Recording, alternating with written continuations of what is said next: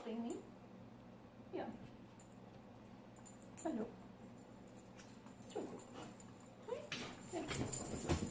Hi. This is her gonna be right now.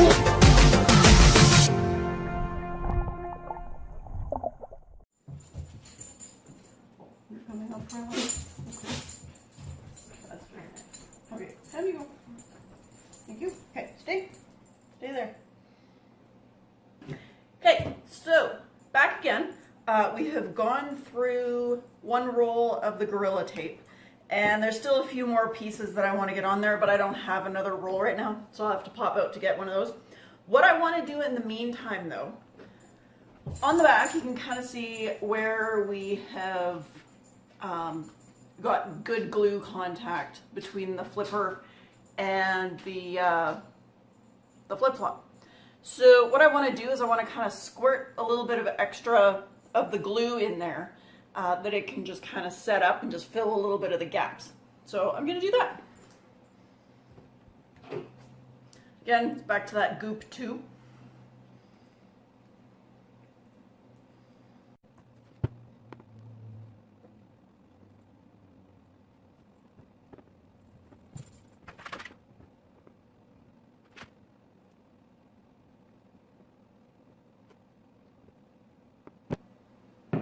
You can kind of see some of the darker areas there where it started to fill in some of the spaces here. So I think I'm just going to leave that sort of propped up. Might as well use the rest of it though.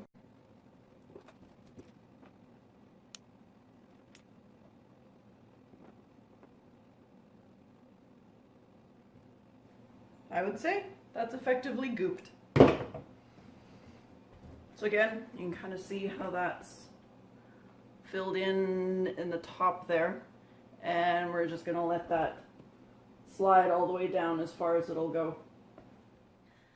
Hey there, back again. I figured before we go any further I should probably show you how I made the fabric part of the tail, because we're going to get into attaching everything onto the flipper fairly soon. So yeah. Like I said earlier, it was years and years and years ago. My sewing skills are debatable at best. But this is,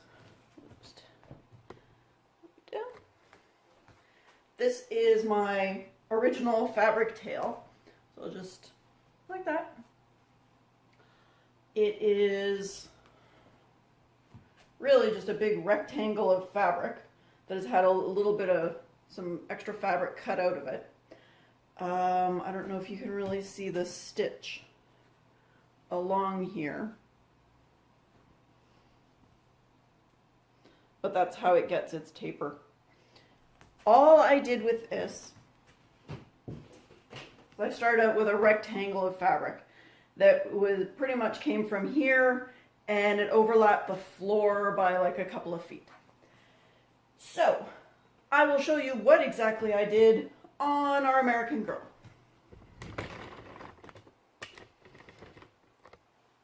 The tail she's wearing, obviously our American Girl needed her very own fin fun tail, so she got one. Okay, so I will show you on our American Girl how you would make your own tail. Get a piece of fabric that is big enough to go all the way around your widest part with a little bit of overlap. Make it a little bit longer at the top just to be sure.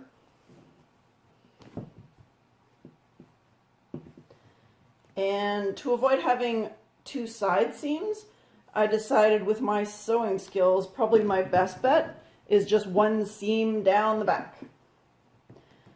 So what I did with a little bit of help was I evened it all out, and then I pinned it on myself, or my assistant pinned it onto me, and we pinned it all the way down, pretty much as tightly as we could get it, stretching the fabric a little bit because obviously it's like a bathing suit fabric, and we pinned it all the way down to my ankles. So right about there. And then slid it off being very careful with all the pins.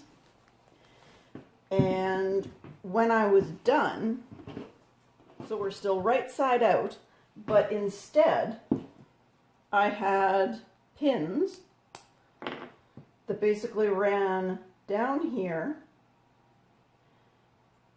and then went back down like that to about where my ankle was. So what I did, it all came off, and then we sewed, still right side out, down that line. So as you can see on mine, here is that like same general shape. Like that. Along here like that. What I did, so again, sew that line in. I am such an outstanding seamstress that I was like, yep, green thread, we'll go with that. Anyways, so stitch that.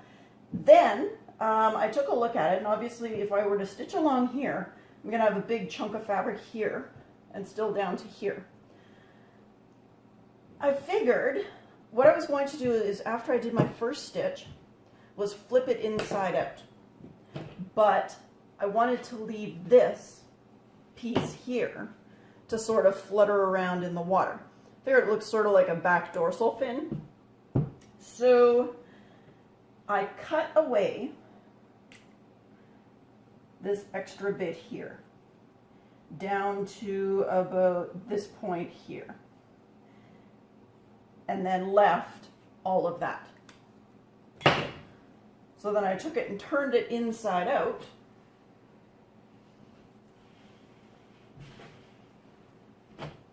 and I stitched it again.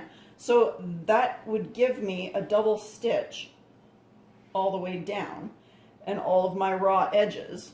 I just had to make sure that everything inside was very flat and kind of out of the way.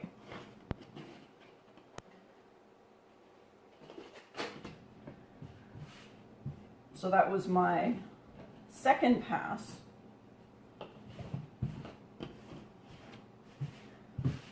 The full, all the way down to the ankle spot again.